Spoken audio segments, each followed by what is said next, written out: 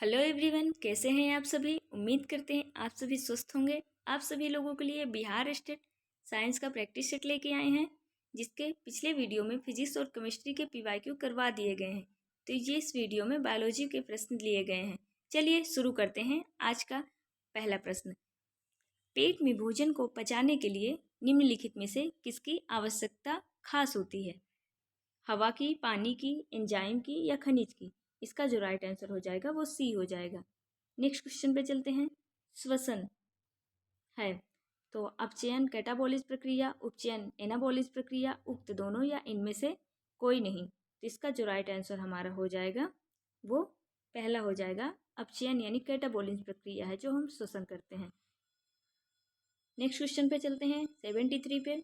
रात के समय पेड़ के नीचे सोना उचित नहीं है क्योंकि पेड़ छोड़ते हैं carbon dioxide, oxygen, carbon monoxide या सल्फर डाइऑक्साइड। तो इसका पहला ऑप्शन सही हो जाएगा यानी कार्बन डाइऑक्साइड। नेक्स्ट क्वेश्चन पे चलते हैं 74 पे। इसमें पूछा गया है निम्नलिखित में से किस प्रकार के भोजन लेने से लोगों की पौष्टिक आहार मिलता है? तो सभी प्रकार के गुणों से संपन्न भोजन लेने से, अंकुरित अनाज लेने से, उबला हुआ भोजन खाने से, इनमें से कोई नहीं।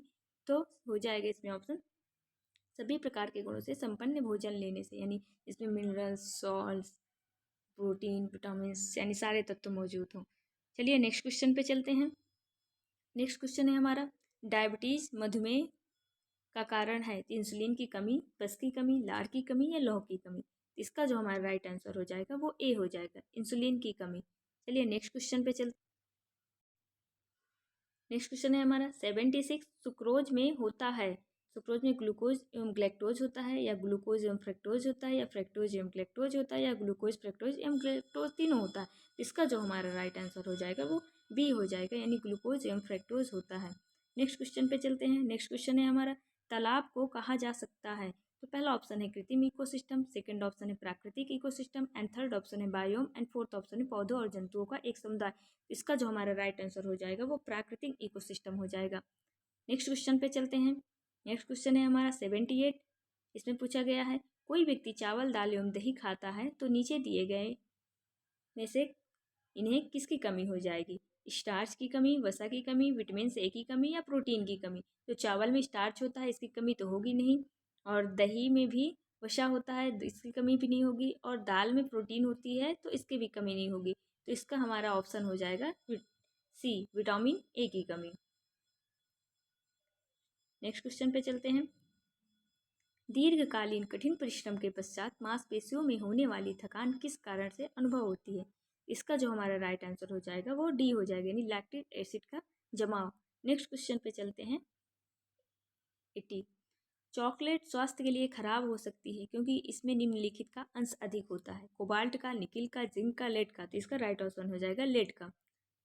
नेक्स्ट क्वेश्चन पे चलते हैं। निम्नलिखित में से कौन सा शरीर के ऊतकों की वृद्धि, विकास व सुधार के लिए आवश्यक महत्वपूर्ण होता है?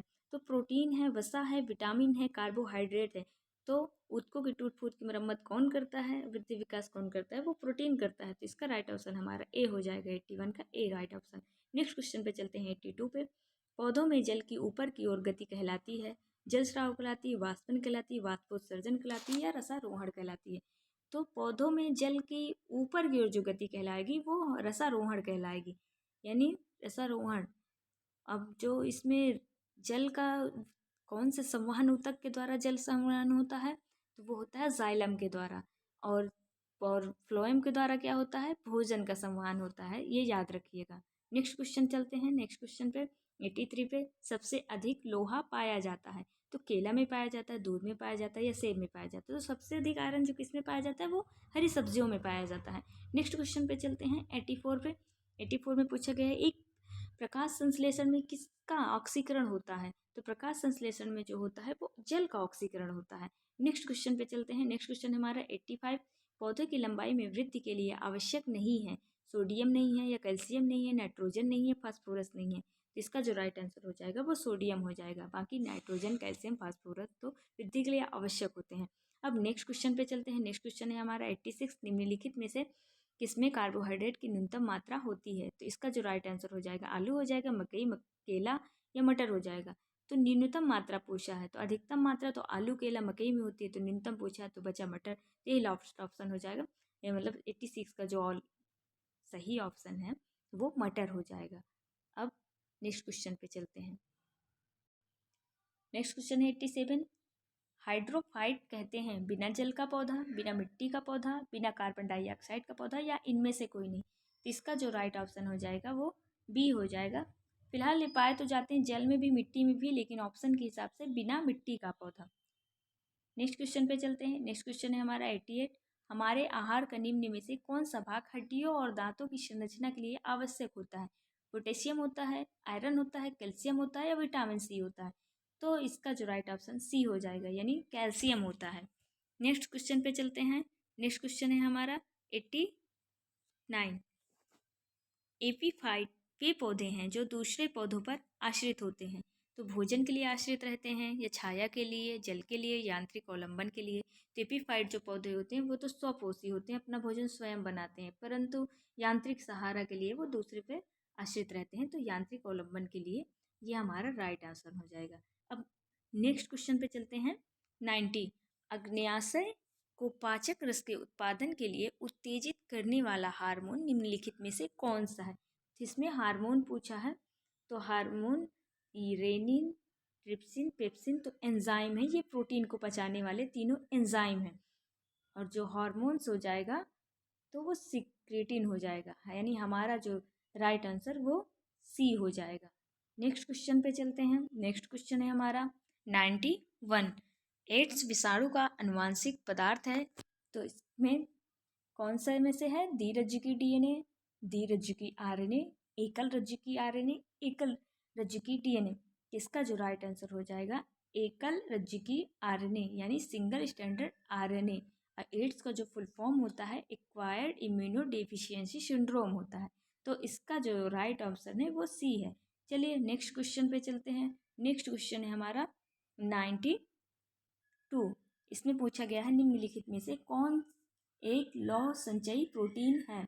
तो मायोसिन है, ग्लूटेलिन है, फेरिटीन है या इम्यूनोग्लोब्यूलिन है? तो इसका जो राइट आंसर हमारा हो जाएगा फेरिटीन, सी हो जाएगा इसका राइट आंसर हमारा। नेक्स्ट क्वेश्चन पे चलते हैं 93 पे। निम्नलिखित अंगों में से किसे आरबीसी का कब्रिस्तान कहा जाता है? तो थाइमस को कहा जाता है, यकृत को कहा जाता है, वृक्क को कहा जाता है या प्लीहा को कहा जाता है? तो इसका जो राइट ऑप्शन हो जाएगा वो सी हो जाएगा। और यकृत जो होता है हमारे शरीर की सबसे लार्जेस्ट ग्रंथि कौन है, सबसे बड़ी ग्रंथि कौन है? वो यकृत है। तो परंतु इसका जो राइट आंसर हमारा कब्रिस्तान पूछा है आरबीसी का, तो इसका राइट ऑप्शन सी हो जाएगा। चलिए नेक्स्ट क्वेश्चन पे चलते हैं। नेक्स्ट क्वेश्चन है हमारा निम्न में से कौन सा अंश मेखला का भाग है?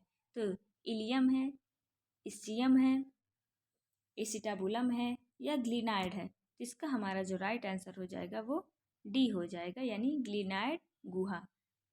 अब नेक्स्ट क्वेश्चन पे चलते हैं। हमारा नेक्स्ट क्वेश्चन है हमारा 95, जिसमें पूछा गया है निम्नलिखित में से कौन सा सुमेलित नहीं है? तो एम्फीटेमाइन एक उत्तेजक है, मार्फिन एक उपशामक है, LSD एक विभ्रामक है, कोकेन एक शामक या प्रशांतक है? इसका जो राइट ऑप्शन हो जाएगा जो सुमेलित नहीं है वो हमारा डी हो जाएगा, क्योंकि ये निषेधक है। जो कोकेन होता है निषेधक होता है। नेक्स्ट क्वेश्चन पे चलता है। रिस्ट्रिक्शन एंजाइम है, तो इसमें से 4 ऑप्शन दिए गए हैं, जिसमें से हमारा रिस्ट्रिक्शन एंजाइम हो जाएगा वो हमारा कौन सा सही है? वो सी सही है, यानी एंजाइम जो डीएनए के में केवल एक विशेष क्रम वाले फास्फोडाइस्टर बंध को तोड़ते हैं और इसके पुनः प्राप्त आकार को खंड कर देते हैं, ये हमारा राइट आंसर हो जाएगा। नेक्स्ट क्वेश्चन पे चलते हैं।